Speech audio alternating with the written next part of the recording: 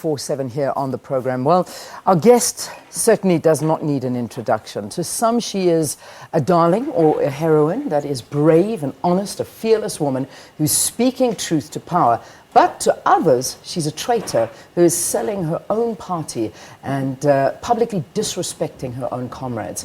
She's a member of Parliament, and until last week, she was serving as the chairperson of the Portfolio Committee on Public Service and Administration. She's also a former chairperson of the Standing Committee on Public Accounts. I'm talking about Dr Makhosi Khoza, and she's here as a guest on Morning Live. It's so good to have you. Welcome to Morning Live. Morning, Leanne, and morning to the viewers. I was saying to you, it's the first time ever that I've ever had to introduce a guest saying, this guest needs no introduction. So there's always a first time for everything. Yep. Who are you? I mean, let's take the politics out the way for one second. Let's talk about where you come from. Well, Makhosi is a child of the ANC, and unfortunately, I cannot talk about myself without saying something about the ANC. And I joined the ANC. Actually, I became associated with the ANC when I was 12 years old. And I'm from Pietermaritzburg in KwaZulu-Natal, and I grew up in a place called Herwood, which is, the name might sound romantic. Actually, it's a very, very, it's like Alexander, if you know what I mean.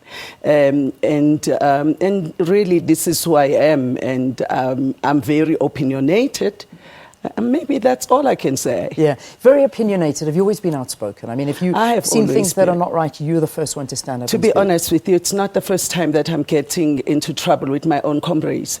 Even during the 80s, when the comrades were banning another woman, believed to be IFP, I actually was the one that intervened because they were necklacing her.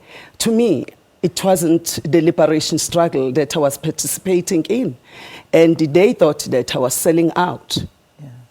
But you were standing up for what you believed was right. Exactly. Your studies. Talk about your studies, because I know that you've studied economics.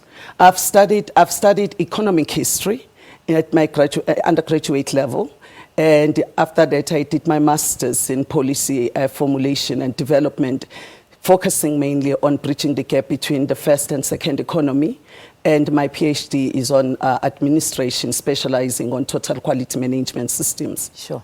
All right, so you've done your hard work. What is it about the ANC that you were attracted to? Why this particular party? Its mission. The mission of the ANC is bigger than South Africa. It's the African mission. And I don't think it's a mistake that the African National Congress is called the African National Congress, and it changed its name from the South African Native National Congress to African National Congress. And as you know, there are more than 5 countries that also sing Nkosi Sikelel' Africa. So it's not just about South Africa, it's about the entire continent. And to me, there is no party that is as broad and with rich history as the African National Congress in South Africa. Yeah, you were saying something quite interesting, is that the ANC is bigger than South Africa. It's a massive party. It's huge. It's been revered for many, many years. There, however, is a view right now that you are getting bigger than the party, or you see yourself bigger than the party. What do you say to critics? That is actually untrue. What makes me probably speak out, it's because I have seen how corruption, the politics of patronage, is eating up the party. As we speak, we no longer control the executive capital, which is Tshwane. We no longer control the legislative capital, which is Cape Town.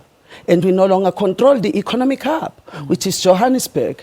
And to me, I've got to do my part to save the capacity that I so love.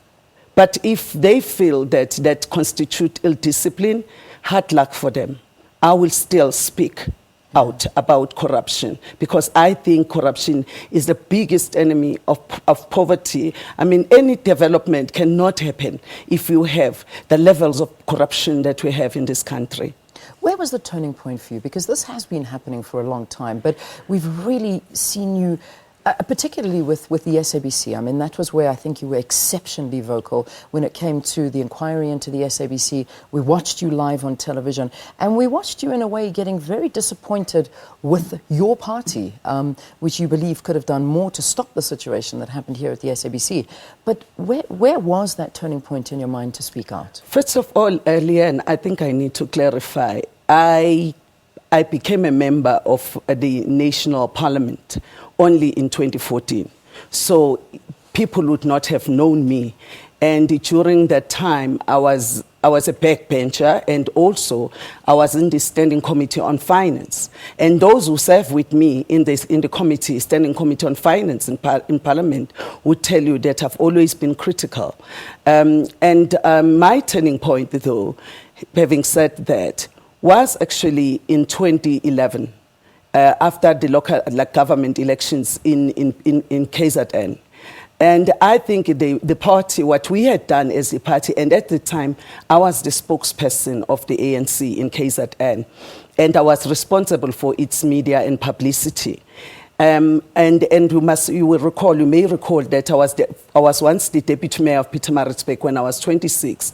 So when the ANC, just before the elections, we decided that the situation was untenable. The municipality had collapsed. We removed the members of the executive, and because we thought they were responsible for that. But after the elections, the ANC decided to promote one of the people who was implicated in the collapse of the municipality. I actually went against the party. I stood up against them, and I asked for that member to resign. And I used my position as the chair of SCOPA. So I had actually done that previously. It's not the first time. Unfortunately, on the national scene, I may not have been known. Yeah. But it's now that your voice has become bigger as you've become bigger in the party. Are you worried, though? And I know you are worried, and I think it's security that's a big issue. But the big worry, I imagine, is that as much as becoming an individual within the ranks of the ANC, because the ANC has always been seen as this party and not really individual voices speaking out against the party. Do you think that you're managing it the right way, though, being so vocal and so outspoken? You know, sometimes we are called upon by the prevailing circumstances to be courageous. It can be very lonely. It can be very isolationist. And I understand all that. But somebody has got to do it. And to me, if we let South African story go tragic, that's not just the problem of South Africa. It's the problem of the entire continent. And I think we are where we are because our own leadership has not tackled these issues as they ought to be. And hence there are people like me who are now termed as being ill-disciplined because we can see that the ANC is becoming extinct. Yeah. But as an outspoken person, I mean, what are you achieving besides being a hero of the people, because you are speaking to what the people want to hear, but within the ranks of the party? What are you really achieving? You know, for a very long time, my feminist voice has not been heard because I think the ANC Women's League has become something else. And I think I am achieving that. I am getting the feminist voice within the ANC. I'm also getting the voice of women within the ANC, even though it comes at a price. But I am getting that, and I am achieving that.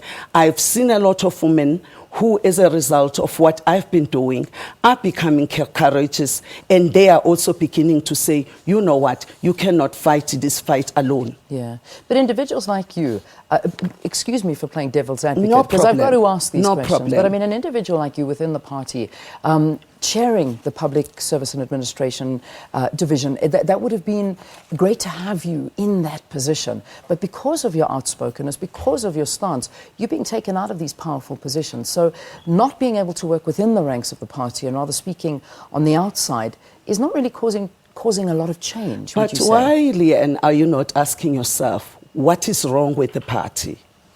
What is wrong with the party? Why do you have people like me who would rather be speaking outside of the structures? Where are the structures? And by the way, in order to capture the state, You need to capture the political structures. And my view, I think we are in that situation. And the fact that I am punished, and people who have done a lot of gruesome things to the party, who have brought the name of the party into disrepute, have not been punished.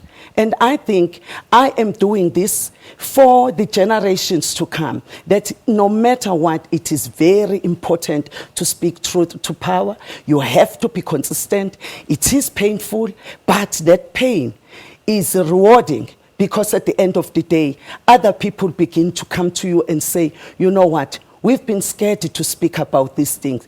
Thank you for speaking out. Let's take a break. I'm going to continue this conversation after this.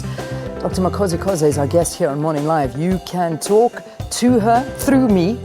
I'm not being a medium, but I'm going to tell you, if you want to get hold of Dr. Makhosi Khoza, write to us on Twitter at Morning Live SABC or at Leanne Manis. I certainly will read your questions and ask them to Dr. Khoza. Stay tuned.